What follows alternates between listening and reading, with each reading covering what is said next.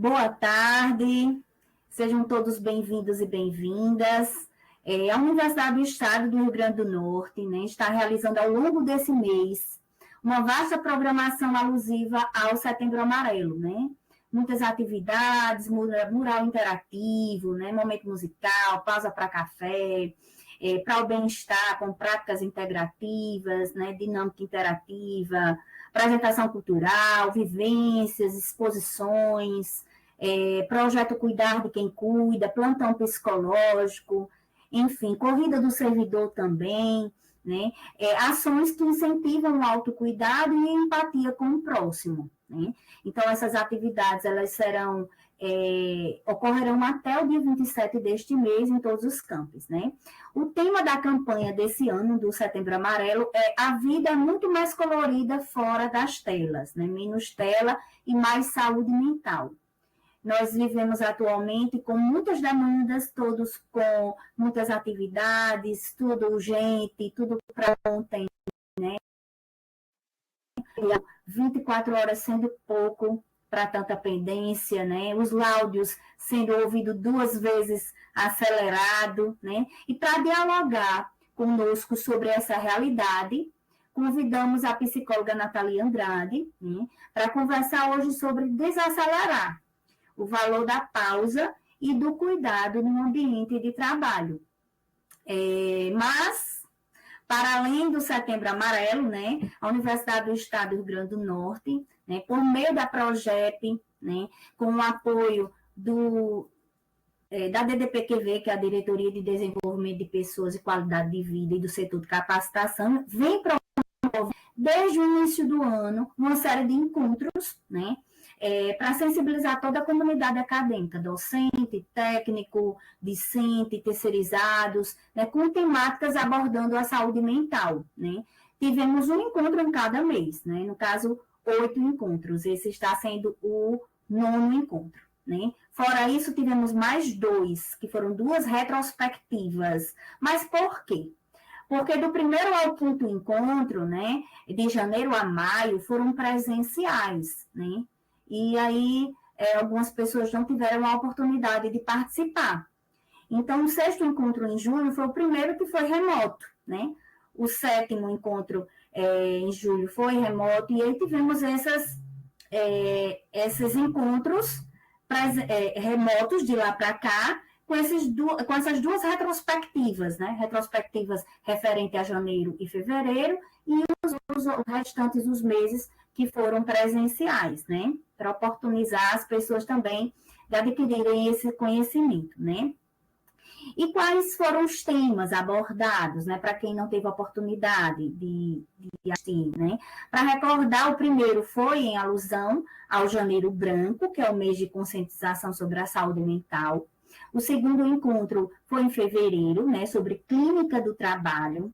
O 3º encontro ocorreu em março, sobre cultura e clima organizacional, os impactos da saúde mental. O 4º encontro aconteceu em abril com o tema riscos psicossociais. O 5º encontro ocorreu em maio com a temática a importância da liderança e da motivação no ambiente de trabalho como fator preventivo do adoecimento mental. O 6º encontro ocorreu em junho, foi o primeiro remoto, né, como eu tinha dito anteriormente, foi sobre gestão de conflitos como estratégia de promoção da saúde mental no trabalho. O 7º encontro teve como tema gestão do conhecimento como promotora da qualidade de vida no ambiente organizacional, né? E o tema do 8º encontro do mês passado foi o papel de desempenho no equilíbrio profissional. Então, a proposta, né, como o próprio nome diz, é tratar de saúde mental de janeiro a janeiro, né? Todos os meses.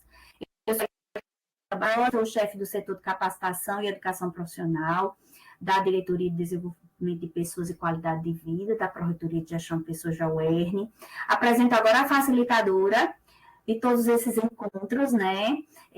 Nathalie da Luz Andrade. Nathalie é psicóloga especializada em saúde mental, é doutoranda no programa de pós-graduação em Ciências da Saúde da Universidade Federal do Rio Grande do Norte, É mestra em Ciências da Saúde pela UFRN, pesquisadora do grupo de pesquisa Vulnerabilidade e Condições Sociais de Saúde da Pessoa Idosa, na APS e LPI da UFRN, especialista em avaliação psicológica, também possui especialização em psicologia da saúde hospitalar.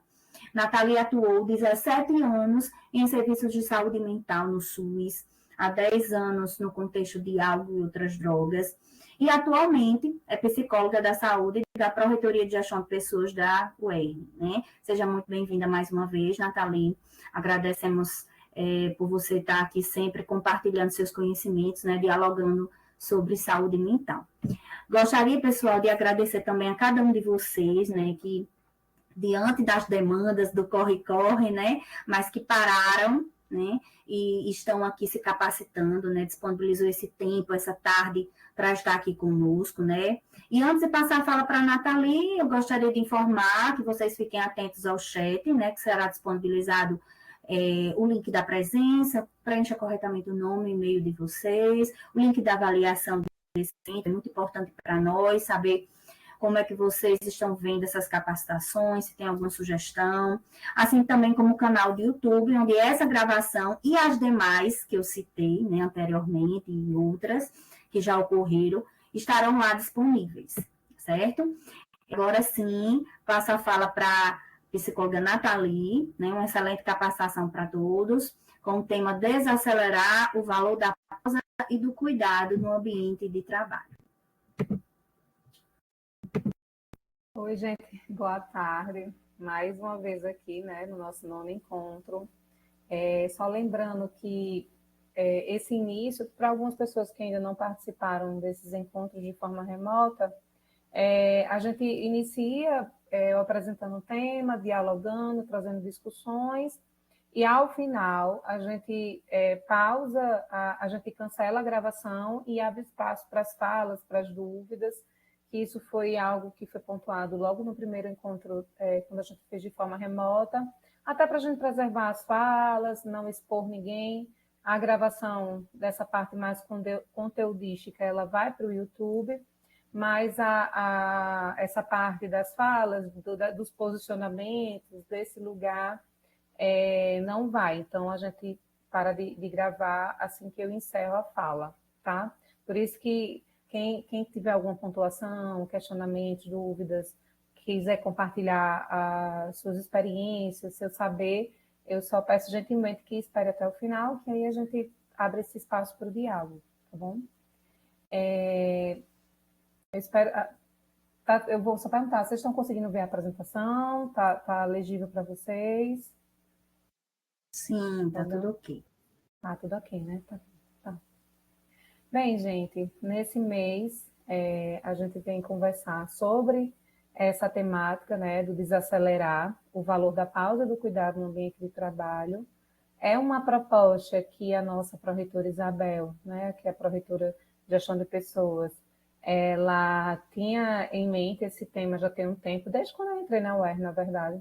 Ela vem falando sobre a gente começar a conversar e pensar em uma campanha voltada para esse tema, desacelerar, de vários aspectos. Hoje eu vou trazer talvez uma outra perspectiva com relação ao desacelerar, que assim, trazendo mais para esse campo crítico, esse campo político, que é onde eu fui imersa por muitos anos, né, dentro da psicologia social, associada à saúde, da sócio-histórica.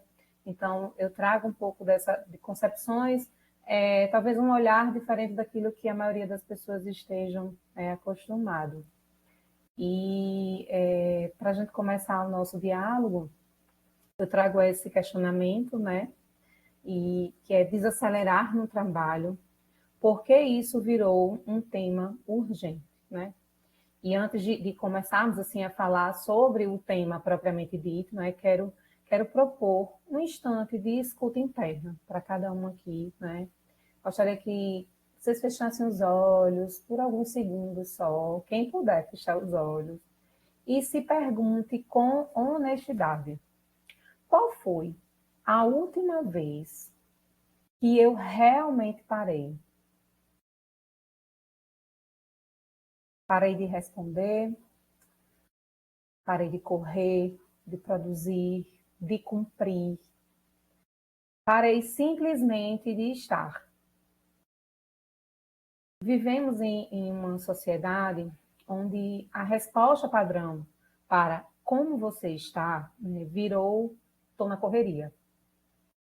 E essa frase, que é tão comum, diz muito mais sobre o modo como organizamos ou desorganizamos o tempo, o corpo e os afetos nessa nossa vida atrelada a esse momento contemporâneo que a gente vive, né? E aí nós estamos sempre entre tarefas, sempre em dívida com algum prazo. E isso não é acaso. Isso, na verdade, quando a gente para analisar, é muito mais relacionado a um projeto que cada um tem de si nessa correria. E aí, trazendo nesse slide um pouco mais contextualizado, né, que vivemos em uma cultura de aceleração constante. E aí, desde a Revolução Industrial, o trabalho ele deixou de ser uma atividade orgânica, ligada ao ritmo da terra, das mãos, da luz do dia, e passou a ser regido por máquinas, por turnos, por sirenes, por relógios. E o tempo se tornou uma moeda, e o trabalhador uma peça substituível de uma engrenagem maior que ele mesmo. E aí nós estamos no século XXI, sob a pressão de que a tecnologia nos libertaria, né? Você vai trabalhar de onde quiser, quando quiser, há mais tempo livre, é assim que a gente vem trazendo nesses nossos diálogos do dia a dia. Mas que o que a gente vem percebendo no dia a dia é que, na prática, é que a tecnologia ela não nos libertou. Na verdade, ela nos algemou com o famoso Wi-Fi. E aí nós estamos disponíveis o tempo inteiro, o tempo todo, no sentido de que acabamos nos culpando no momento que a gente tem alguma pausa, ou por cada momento que a gente não está produzindo, né, com relação ao trabalho. E hoje a fronteira entre o tempo do trabalho e o tempo da vida pessoal, praticamente, ele desapareceu. E isso não foi um acidente, isso não veio por acaso. Na verdade, isso é um sintoma de um sistema que extrai da gente não apenas a força do trabalho, mas também a nossa atenção, o nosso tempo e até o nosso silêncio, né? E aí nós vivemos em uma cultura onde estar cansado é sinal de status, onde a exaustão é confundida com comprometimento das nossas vidas. E aí o que antes era uma jornada de trabalho com começo, com meio e com fim, ela acabou se transformando em uma corrida infinita, né? Onde quem desacelera é logo acusado de fraqueza, muitas vezes de preguiçoso, de não ter garra, não ter força para aquilo, né? Não ter vontade, uma pessoa desmotivada, mas que os nossos corpos, eles sentem, e eles gritam muitas vezes, né? Ainda que a gente tente silenciá-los muitas vezes tomando um cafezinho, né? Colocando cada vez mais coisas para ser produtivos, ou encher a gente de planilhas, né? Mas o corpo da gente sabe quando algo está errado. E aí as famosas dores de cabeça constantes, aquele sono que é fragmentado, que a gente acorda várias vezes ao longo da noite, a irritação sem motivo, a angústia de domingo à noite, né? Aquela angústia que às vezes num domingo que é teoricamente descanso, mas a gente sente aquela lacuna. E aí tudo isso são sinais de que nos desconectamos de nós mesmos em nome de uma aceleração que teoricamente não nos pertence, né? E aí eu vou trazer um pouco sobre essa questão da lógica da performance, né? E se no primeiro momento nós vimos porque o tema da desaceleração ela acabou se tornando urgente, né? Agora nós precisamos entender a engrenagem invisível que nos aprisiona nesse ritmo acelerado que a gente tem no dia a dia. Essa engrenagem ela tem um nome, né? E aí esse nome a gente coloca como a lógica da performance. A lógica da performance, ela não exige apenas que a gente produza, mas ela exige também que a gente pareça produtivo. o tempo inteiro. E é uma lógica que ela não mede o valor de uma pessoa, por exemplo, pela sua própria ética, pelas suas questões de sensibilidade ou pela sua capacidade de colaborar com os outros. Mas ela acaba medindo também pelas questões relacionadas ao rendimento, pelos números, pelos resultados visíveis que a organização, muitas vezes, elas exigem de nós. E é uma lógica que também ela é estética, né? Porque ela constrói uma imagem. A imagem do trabalhador que é incansável, que está sempre disponível, sempre ocupado. E aí a cultura do sempre ocupado acabou virando um símbolo de valor social. E aí quando a gente diz assim, estou sem tempo, virou quase que um relógio, né, de si mesmo. Como se viver esgotado fosse uma medalha, fosse um troféu. E aí estar exausto passou a ser confundido com ser comprometido. E aí hoje a gente vive essa questão dessa inversão dos valores, que é algo que é até perigoso, é algo que a gente precisa, de fato, repensar, porque isso acaba legitimando a própria dor, né? E ela faz com que a gente naturalize o adoecimento como parte do caminho para o sucesso. E aí, mais à frente eu vou trazer o pensamento desse autor, de Shu Han, ele tem um livro que é A Sociedade do Desempenho, que ele traz uma fala bem marcante, que ele diz assim, a violência, ela é auto-infligida.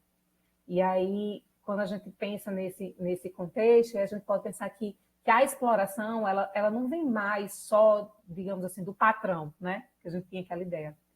Mas ou do relógio de ponto, que aí ela também acaba transmitindo e ela acaba vindo também de dentro de nós, a própria exigência. E a gente acaba nos violentando dentro desse processo. E aí somos nós mesmos que nos sobrecarregamos para provar, na verdade, que nós somos bons, que nós somos suficientes, e aí nos transformamos em patrões de nós mesmos. Essa lógica, ela também está enraizada até mesmo quando a gente para descansar, né? Que a gente, nesse descanso a gente tem uma tendência de precisar se justificar porque está descansando. E aí a pausa ela acabou virando um pecado. O não fazer virou uma suspeita dentro da organização. E aí o trabalho que antes tinha começo, tinha meio, tinha fim, como uma jornada clara, uma jornada que era mais delimitada, ela foi substituída realmente por um tempo contínuo, um tempo que é difuso, um tempo que nem tem bordas mais, né? É algo que é infinito. E aí, mesmo fora do expediente, nós acabamos seguindo de forma ligada, assim. Nós estamos o tempo todo ligados, né? A gente fica respondendo as mensagens, terminando uma pendência, a gente pensa no que não deu tempo de entregar, e aí o trabalho, ele virou uma corrida sem ter linha de chegada. A gente não tem pódio, não tem nada, é só uma corrida que o trabalho ele vem trazendo dentro de nós. E aí, nessa corrida, o corpo e a mente vão ficando cada vez mais para trás, nessa aceleração, né? Nessa lógica da performance, que ela não é neutra. Ela tem um sentido e ela causa dor. E aí ela é um projeto de mundo que serve também à produtividade desse capital, né? Mas que cobra da gente um preço humano muito alto, né? E aí desacelerar é também romper com esse imaginário da alta performance a qualquer custo. E aí a gente também entra na linha de que reivindicar, o desacelerar é também reivindicar o direito à pausa como parte da vida, e não apenas como uma exceção. Né? E aí hoje os relatos de ansiedade, de burnout e de insatisfação profunda com o trabalho, eles se tornaram quase que universais dentro das organizações. E aí nós hoje estamos falando de estatísticas, mas que também, que de alguma maneira tem também uma vivência coletiva que atravessa esses corredores das empresas, das escolas, das universidades, dos hospitais, das nossas próprias casas, né?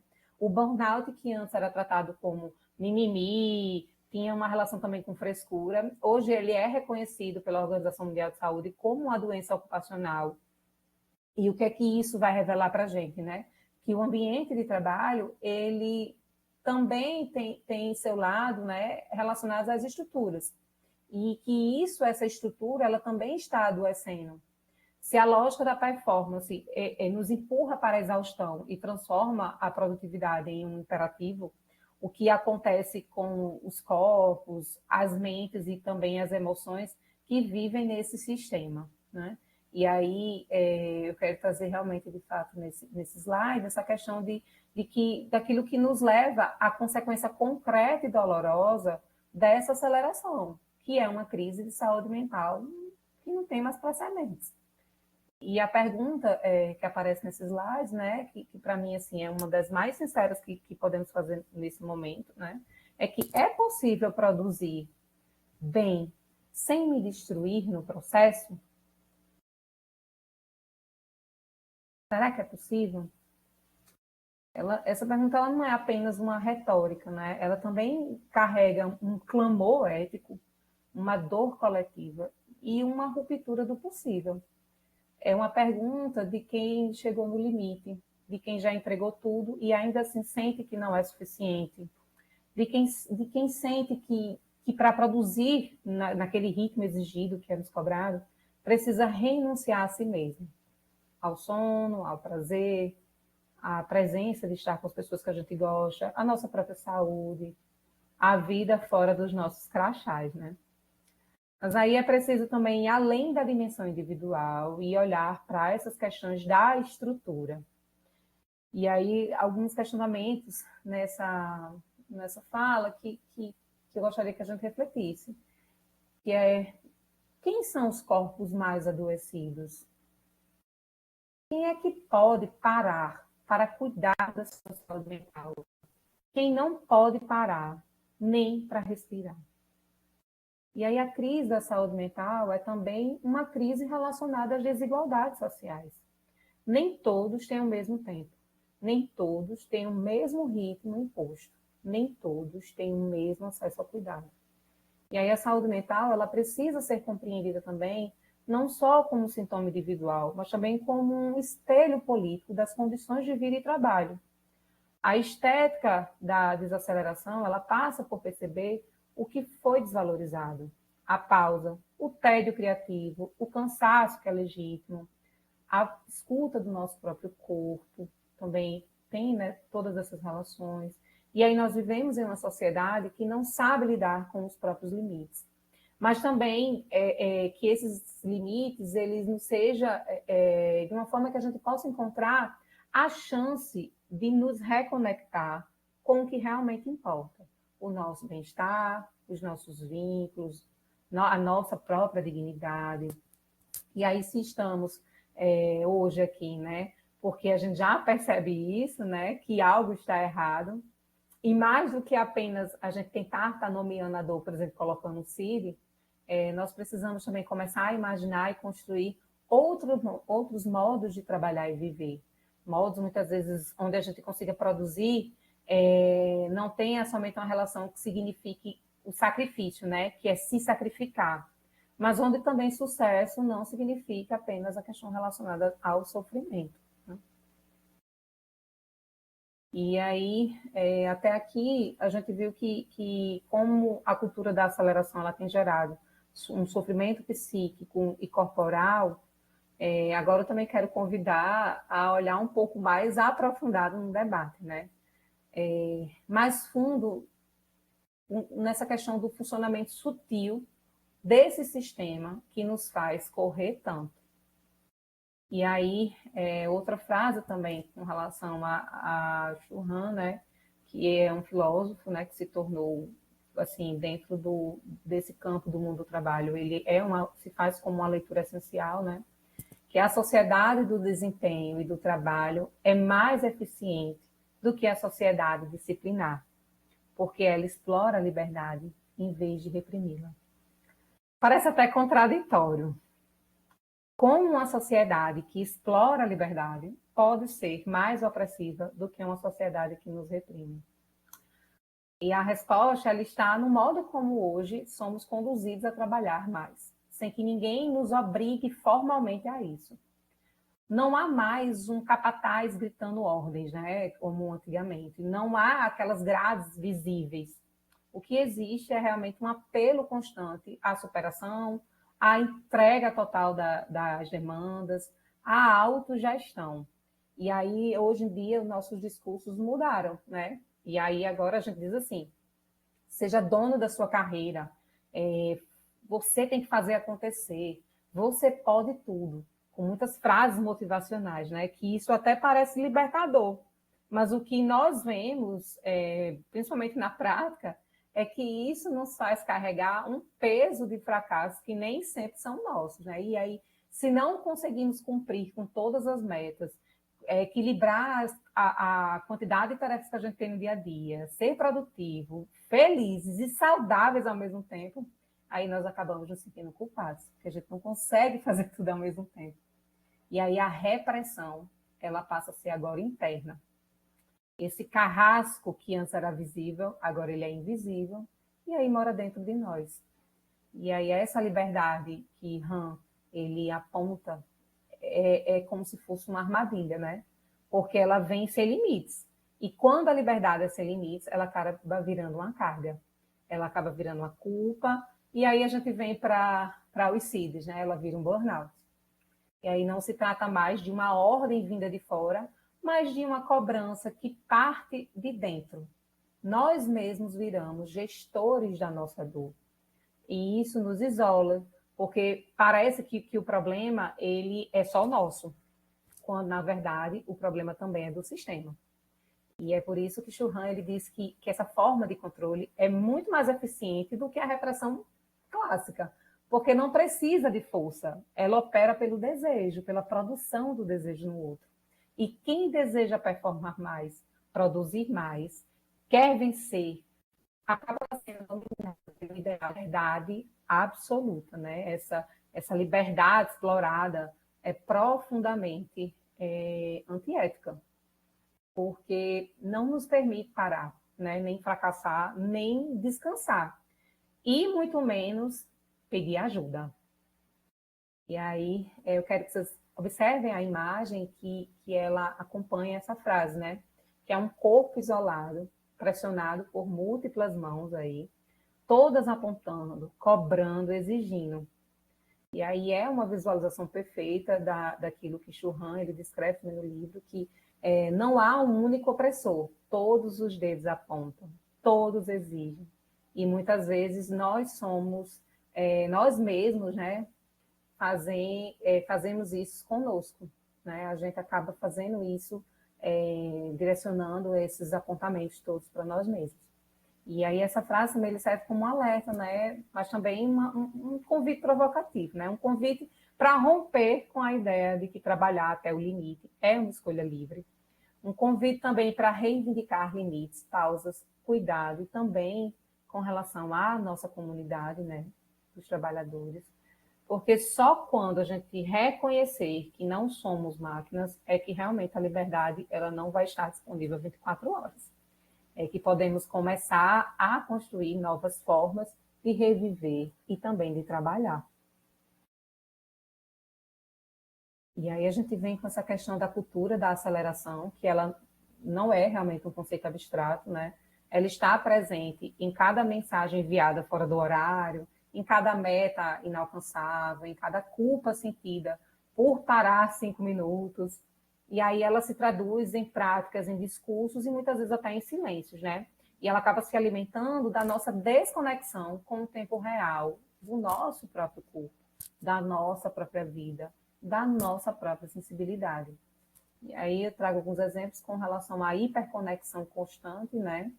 Que nós estamos permanentemente disponíveis, os e-mails à noite, mensagens aos fins de semana, as chamadas urgentes nas férias, e aí também uma promessa da tecnologia, que antes era de mais liberdade, né?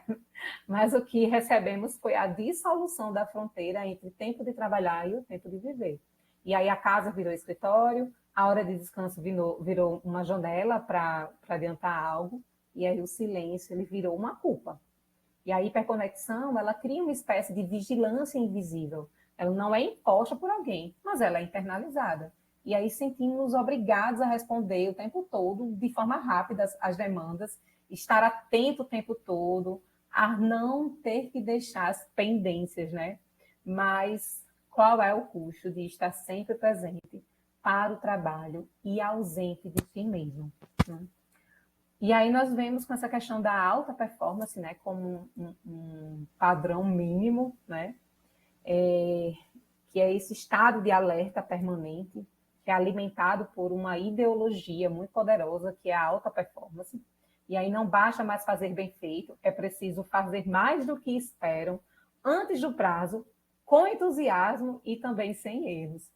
E aí a gente entra naquele dilema do funcionário ideal, ele tem que ser aquele que faz multitarefas, que ele é incansável, que ele é resiliente, né? Mas aí esse ideal ele acaba sendo desumano.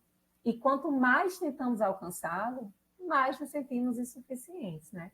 As expectativas, elas são irreais, que nos são impostas, ou que nós mesmos acabamos nos absorvendo essas expectativas, e que geram um ciclo de autossabotagem, de frustração, também de culpa, porque a gente não consegue cumprir isso. E nós acabamos sendo treinados a medir o nosso valor pela nossa própria produtividade. E se não estamos entregando, respondendo, marcando presença, a gente acaba tendo aquele sentimento que falhamos como pessoas para as outras, porque a gente se resume aquilo, né?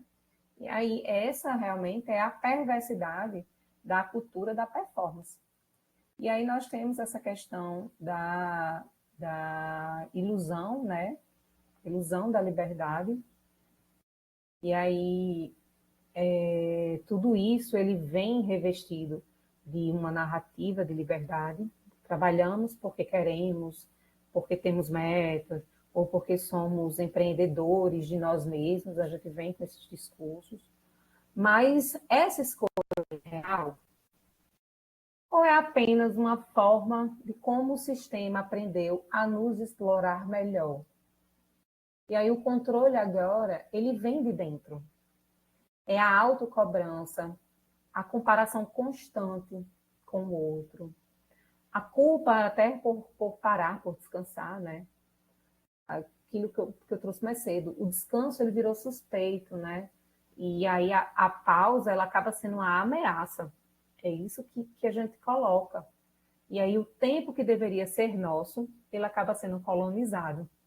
E o que acaba sendo mais trágico é que muitas vezes acreditamos que é assim que deve ser, né? E a gente tem que não é dessa forma. E aí a aceleração, trazendo ainda com relação a isso, né? A aceleração, ela vem como um projeto de vida, né? E adoecimento. E aí uma pergunta é quando foi que a pressa virou um projeto de vida? E aí a pressa, ela virou uma virtude, né? A velocidade, ela acabou virando como se fosse um capital do ser humano. Mas aí nós trabalhamos mais e vivemos menos. A tecnologia, ela vem com essa promessa, né? Mais tempo livre. Isso acabou virando uma armadilha, de fato, né? Com relação a essa questão da produtividade infinita. Mais notificações, mais demandas, mais plataformas, menos tempo de descanso real, menos vínculos profundos, menos presença, né? E a alta performance, né? Ela virou uma religião corporativa. E por que eu digo que ela virou uma religião corporativa, né? Porque ela traz seus dogmas. Como? No que sentido? Não reclame, apenas entregue. Tem rituais também, como os check-ins, né? As métricas que são colocadas. Seus fiéis e seus apóstatas que são logo rotulados como desmotivados, preguiçosos, né? São pessoas difíceis, né? E aí ela entra dentro dessa lógica. Você se sente improdutivo quando não está fazendo algo útil, né? E porque as pausas elas geram culpa. Porque nós fomos ensinados que nosso valor está no fazer. E se não estamos fazendo, nós somos automaticamente descartáveis. E aí a gente precisa entender que o problema ele não está na gente, realmente está no sistema. O trabalhador ele não adoece porque quer, ele adoece porque a lógica do sistema ele é doente. E é comum em ambientes corporativos a gente ouvir que a pessoa, ela não soube lidar com a pressão, ela não se organizou, ela não teve inteligência emocional. Inteligência emocional hoje em dia ocupa vários espaços. Mas assim, isso acaba sendo realmente um gaslight institucional, porque a verdade é que o ritmo do trabalho moderno ele é construído para não parar. E aí ninguém funciona sem parar. A aceleração ela acaba sendo sistêmica e não se resolve realmente com aplicativos de meditação, por exemplo, no celular, ou com mensagens motivacionais de gestão de pessoas. Ela só se enfrenta com um questionamento estrutural.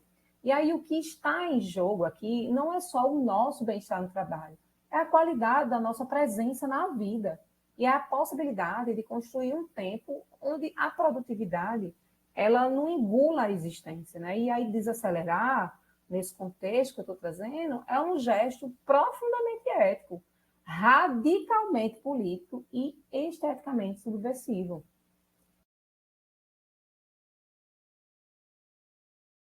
E aí, depois de entender a estrutura e a lógica, né, desse sistema acelerado e de como ele se apresenta, né, nessas questões relacionadas de como liberdade, mas opera, na verdade, como imposição, é necessário encarar essas consequências concretas do que tudo isso traz para a gente, né?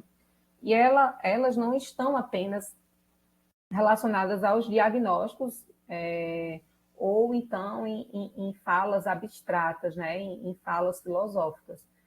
Elas também estão e fazem parte de um corpo adoecido, em vínculos fragilizados, na queda de produtividade, em demissões, na exaustão laboral e também em crises existenciais, né?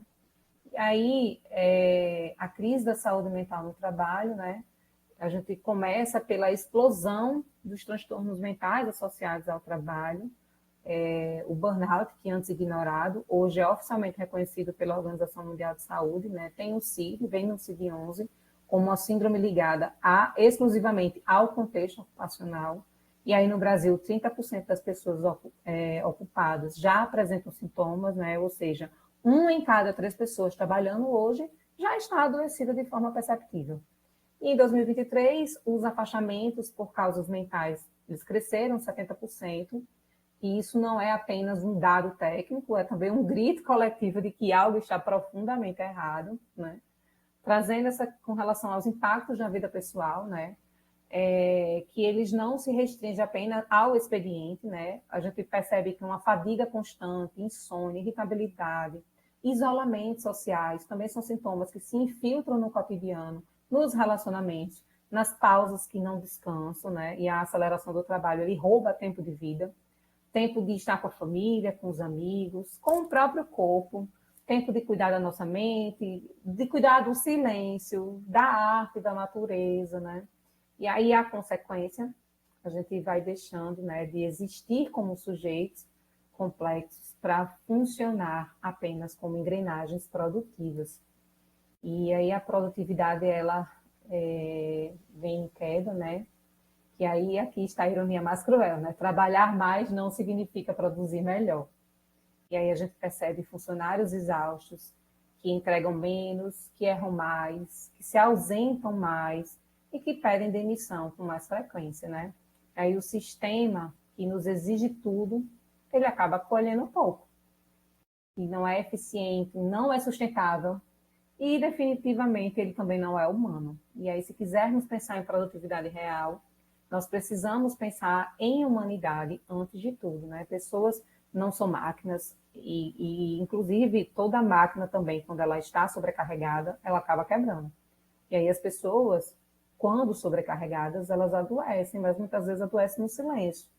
E aí, até, de fato, não conseguirem mais. Tem o cuidado no ambiente de trabalho, né? E aí, diante desse cenário, né, aí surge uma pergunta que é essencial. De quem é a responsabilidade pelo cuidado? E quem é? Durante muito tempo, assim, a resposta para essa pergunta, ela dizia, não, é do indivíduo.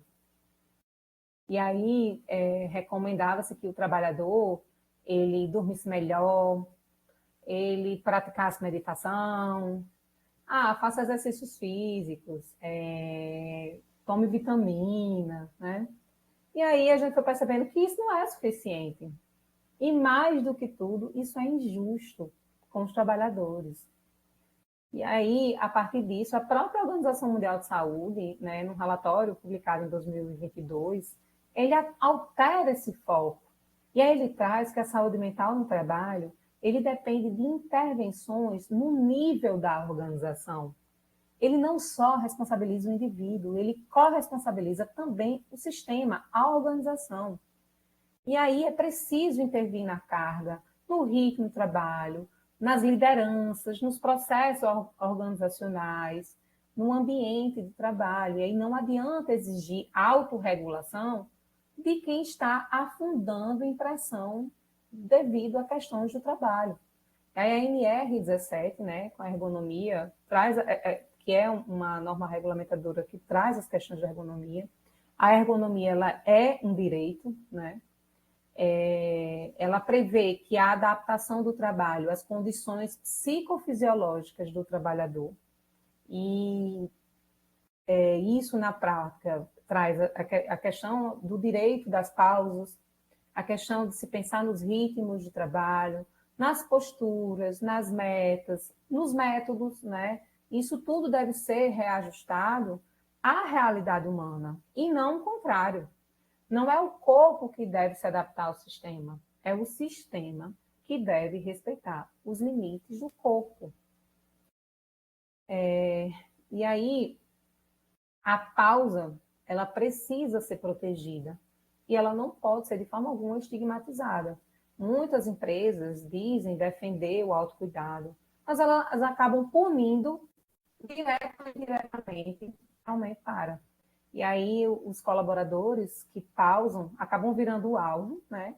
E aí tem as rotulações, acabam sendo chamados de improdutivo, aquela pessoa ela é fraca, ela não é resiliente, né? Mas a pausa ela só tem efeito se for legitimada e se for protegida legalmente. E uma das coisas que se traz muito é que a liderança ela precisa também dar o exemplo. Ela precisa permitir, precisa reforçar a cultura do limite, né? Nós temos limites.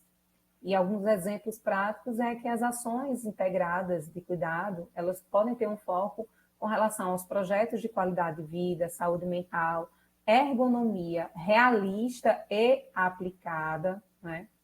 E esses projetos, eles acabam mostrando que é possível institucionalizar o cuidado, desde que exista intencionalidade política nisso.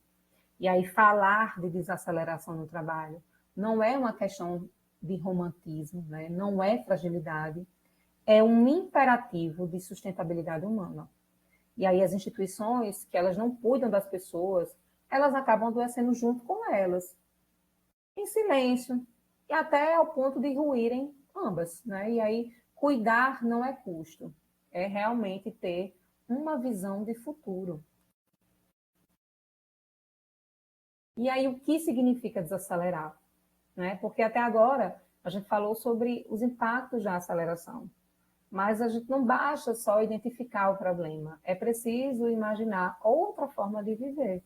E aí aqui entra a pergunta central. O que, afinal, significa desacelerar? Desacelerar não é desistir. Desacelerar não é abandonar projetos, se tornar menos competente ou até mesmo relaxar com as responsabilidades. Desacelerar é recusar a pressa como um modo dominante de existência. É dizer assim, não aceito que a velocidade defina o meu valor. E aí reduzir o ritmo não significa ser menos comprometido, significa ser mais presente e consciente e humano consigo mesmo. E aí nós temos, né, o slow work, que é uma proposta ética de trabalho, né? O conceito de slow work nasce juntamente dessa reflexão, né? E aí ele propõe que é trabalhar com foco, com presença, com propósito, valorizar qualidade em vez de quantidade, fazer pausas reais, respeitar limites físicos e emocionais também, e também, como propõe Dominico, cultivar o ócio criativo. Sim, o ócio.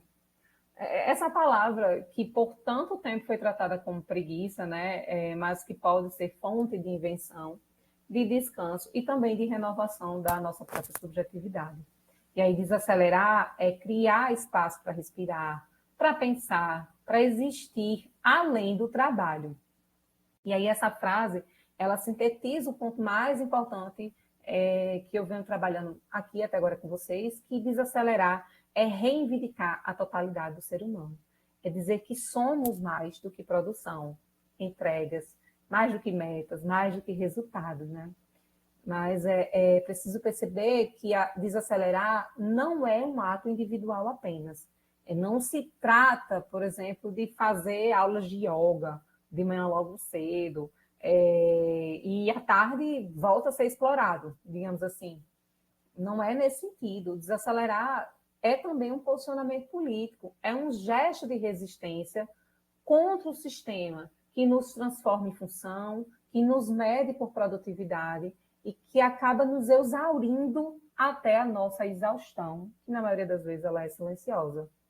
E aí, desacelerar também é dizer: eu não aceito viver só para produzir, eu quero viver para viver. E isso é muito importante. Outra frase, né, de Churran, né, dentro dos livros de Sociedade do Cansaço, né, que a violência neuronal é mais destrutiva do que a bacteriana.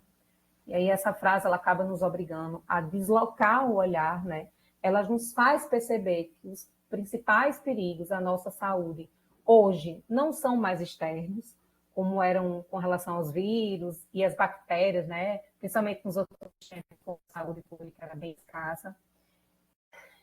Ela está dentro de nós, dentro do nosso modo de pensar, dentro do nosso modo de viver, do nosso modo de exigir as coisas, né? E muitas vezes de nos exigir. São formas de violência que não deixamos hematomas, mas elas corroem silenciosamente a nossa mente e o nosso espírito, né? E o que é essa violência neuronal? Né? É simplesmente o excesso de estímulo, o excesso de cobrança, o excesso de performance, o excesso de comparação e todo excesso, mesmo que travestido de motivação, acaba virando uma opressão. E essa violência, ela é interna, mas tem raízes coletivas também, tem raízes estruturais, econômico-políticas. E aí nós estamos tratando de uma violência que era legitimada por discursos de sucesso, por produtividade, por autonomia.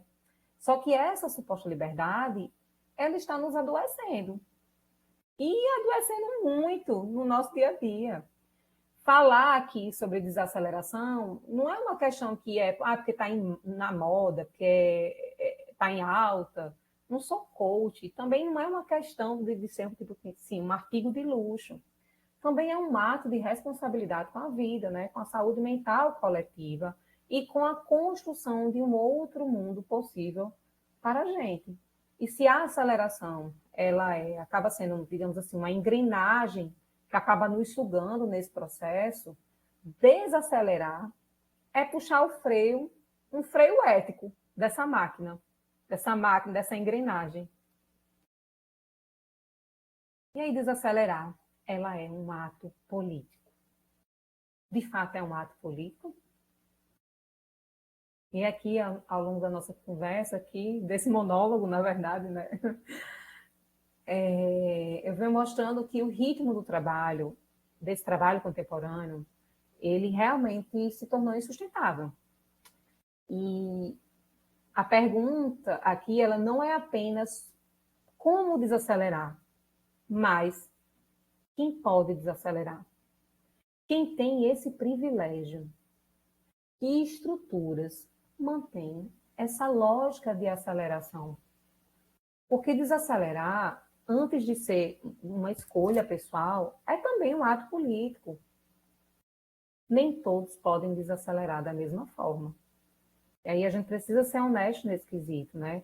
Que falar em pausa, falar em ter um equilíbrio, em qualidade de vida, a gente não pode, de forma alguma, ignorar as desigualdades estruturais que a gente presencia. E aí, por exemplo, dos trabalhadores informais, as mães solo, as populações racializadas, as classes populares, né? Essas pessoas, elas não estão acelerando por escolha, mas por necessidade de sobrevivência. E aí elas enfrentam jornadas triplas, precarização do trabalho, elas são cobradas também por produtividade e também que se sintam entusiasmadas naquilo. E aí a luta por desacelerar, ela não pode ser uma luta elitista.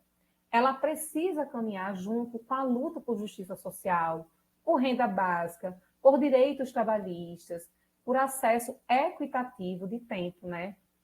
E desacelerar é questionar o modelo produtivo atual. E aí, aqui está um ponto, né, que a gente precisa refletir, né, que o problema não está apenas na nossa rotina pessoal, mas na arquitetura desse sistema. Nós estamos imersos em um capitalismo de vigilância, onde o tempo é monetizado, a produtividade ela é constantemente medida, o desempenho ele acabou virando uma identidade pessoal da pessoa, né? E aí desacelerar acaba é como se fosse desobedecer ao imperativo que a performance traz. É dizer não à lógica de metas desumanas, de algoritmos exploratórios e do lucro acima da própria dignidade humana. Isso é político, né? Desacelerar é propor um novo pacto de vida e de trabalho. Não estou dizendo que desacelerar é largar tudo, mas é propor um modelo novo de pacto civilizatório. Um pacto onde descansar seja um direito universal, não um luxo de poucos. E aí, um pacto no sentido de que onde o tempo livre ele não seja uma culpa, mas ele seja uma questão de existência humana, onde o valor do ser humano ele não esteja condicionado ao que ele produz. E aí, quando nos perguntamos assim, se desacelerar é um ato político, a resposta é sim.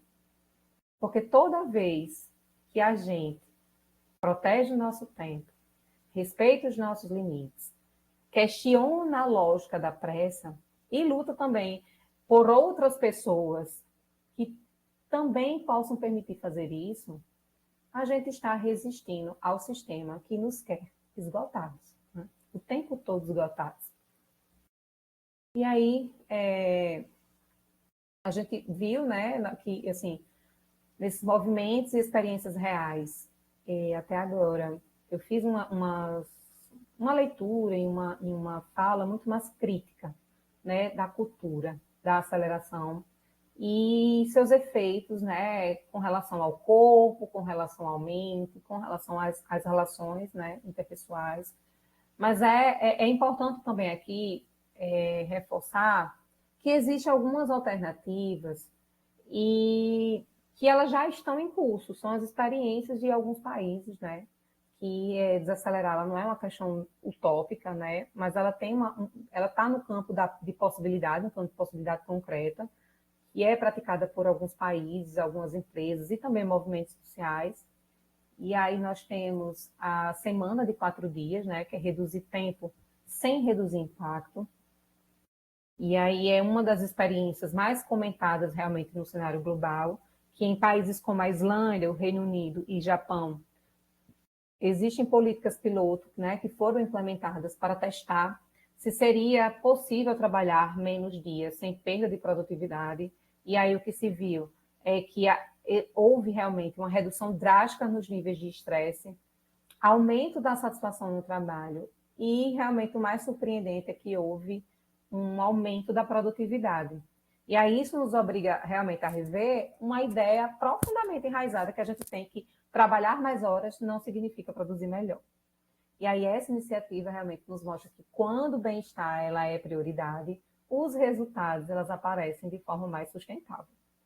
Outra também são as empresas que desaceleram, né, que são ações corporativas com impacto, mas não são só políticas públicas, tá? Muitas empresas também estão repensando sua relação com o tempo.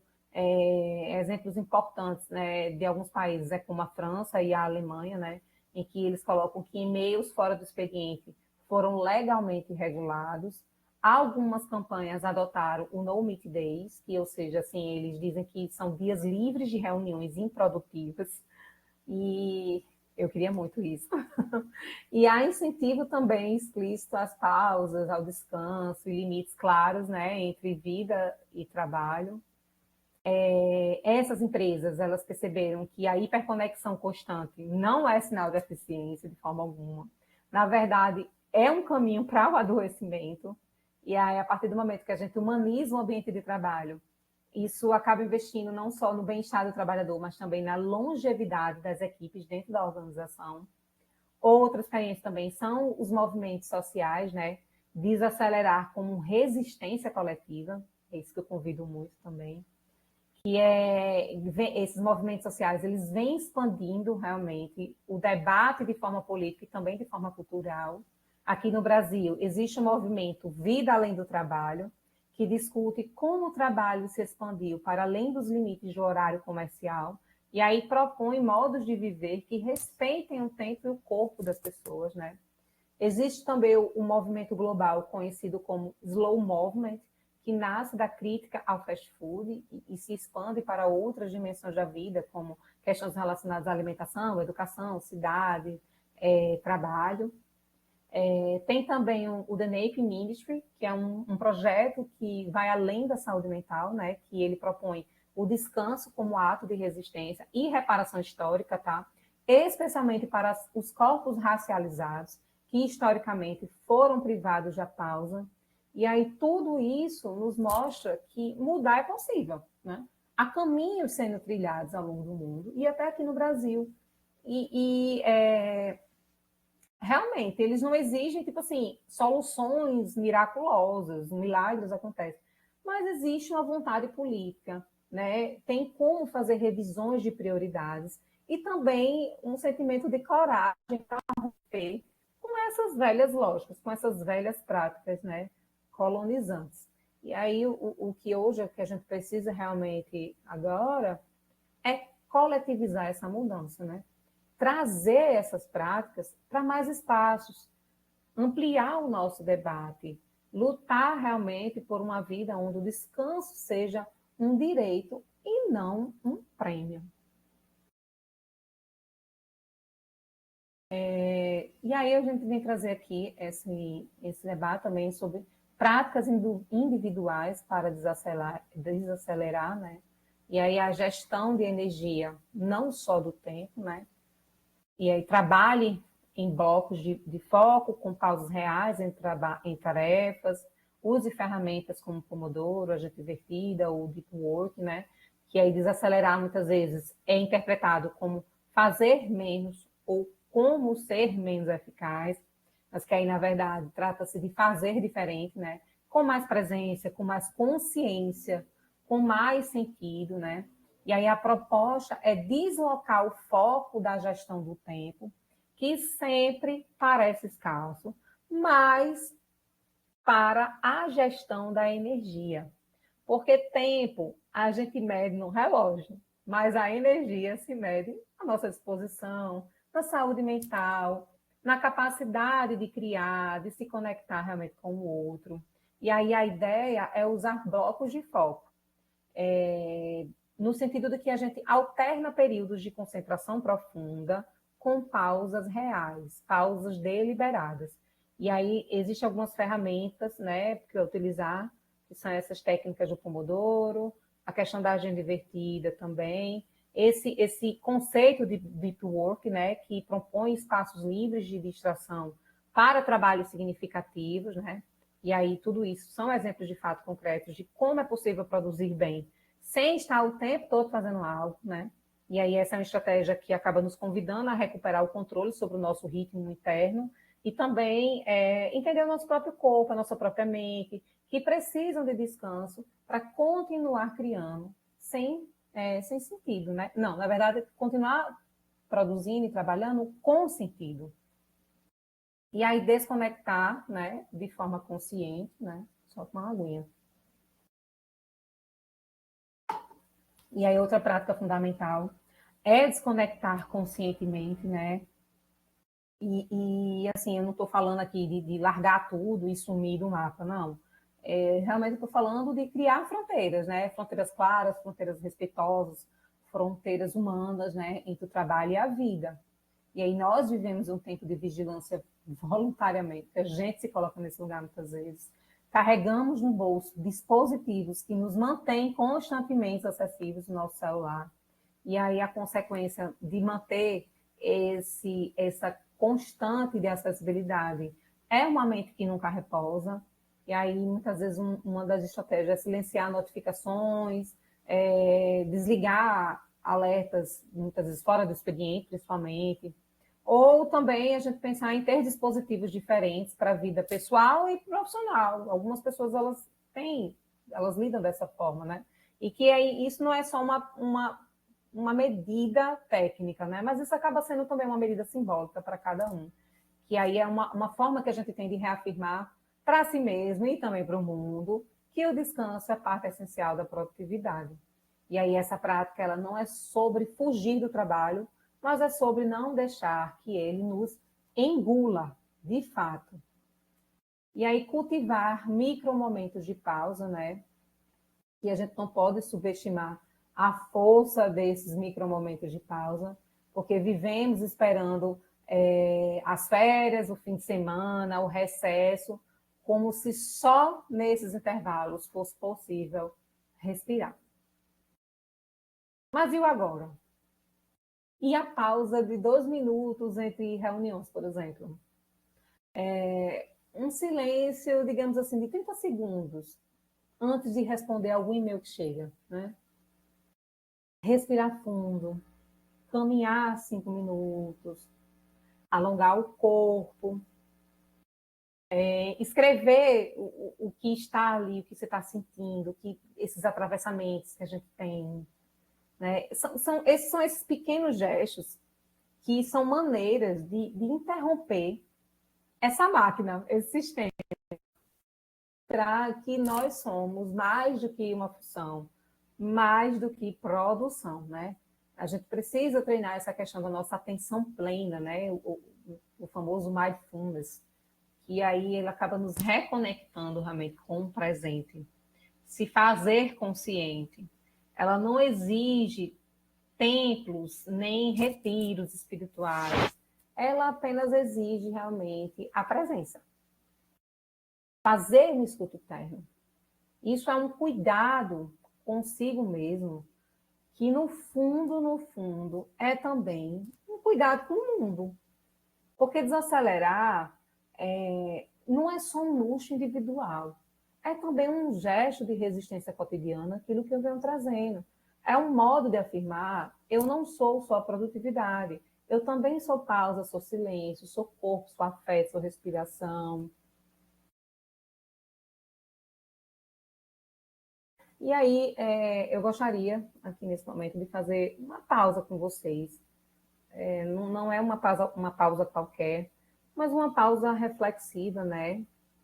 E aí eu quero que vocês olhem para essas 3 perguntinhas aí, que é, você sabe o que é descansar de verdade? E aí a gente costuma confundir descanso com inatividade, com parar de produzir. Mas o descanso não é ausência de movimento. O descanso é presença de sentido. É quando o corpo e a mente se encontram de novo com aquilo que as nutre. Descansar é, muitas vezes, mais difícil do que trabalhar. Porque descansar exige autorização interna. E muitas vezes a gente não se permite, a gente não se dá essa autorização. E quantas decisões suas são guiadas pela pressa. Quantas vezes você já disse sim sem pensar? Já respondeu e-mails à noite, como se a sua presença estivesse sendo cronometrada?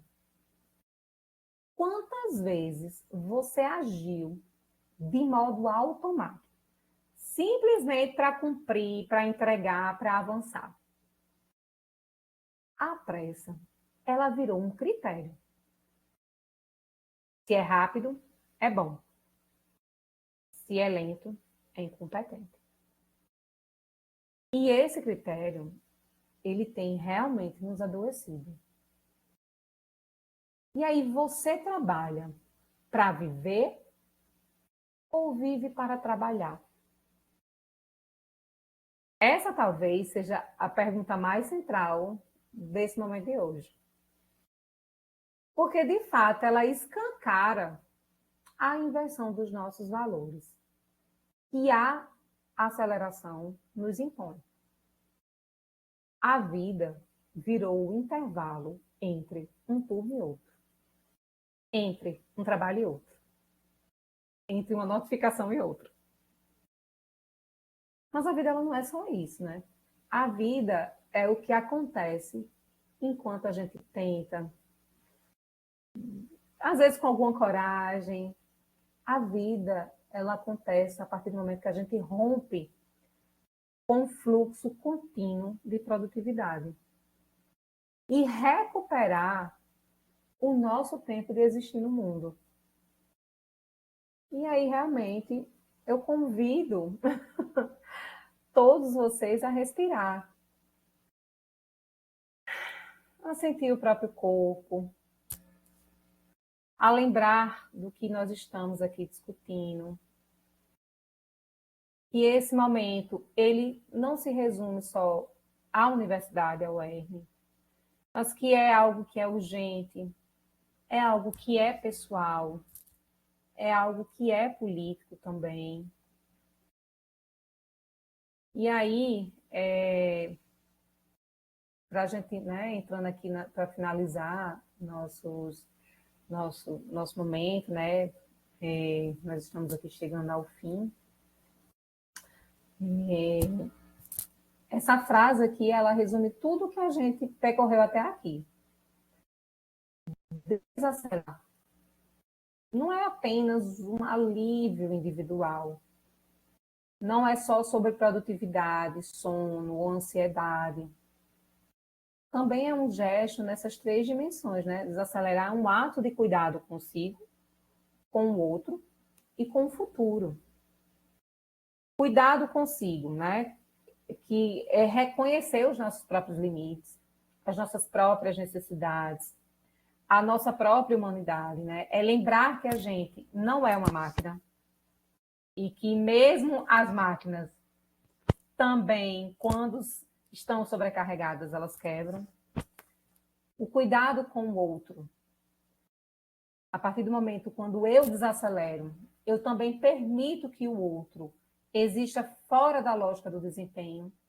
E aí eu diminuo o ritmo e acabo criando um espaço para relações mais gentis, mais empáticas, mais afetuosas, relações mais reais.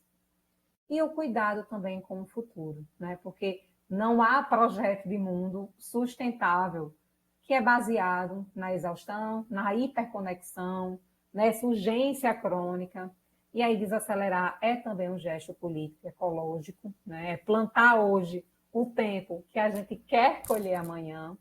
Né? Então, assim, eu deixo hoje, né, essa provocação, né, que apenas escolhas você pode fazer ainda hoje para honrar o seu tempo, o tempo dos outros e o tempo da sua própria vida, né? Quais são essas pequenas escolhas? E que a gente também aprenda, né, cada vez mais a viver no tempo da presença e não o tempo da pressa, tá? Obrigada.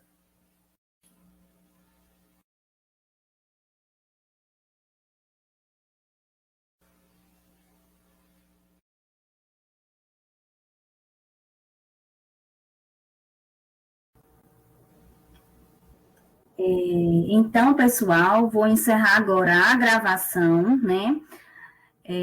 Fiquem todos com Deus, né? E vamos lá para os questionamentos.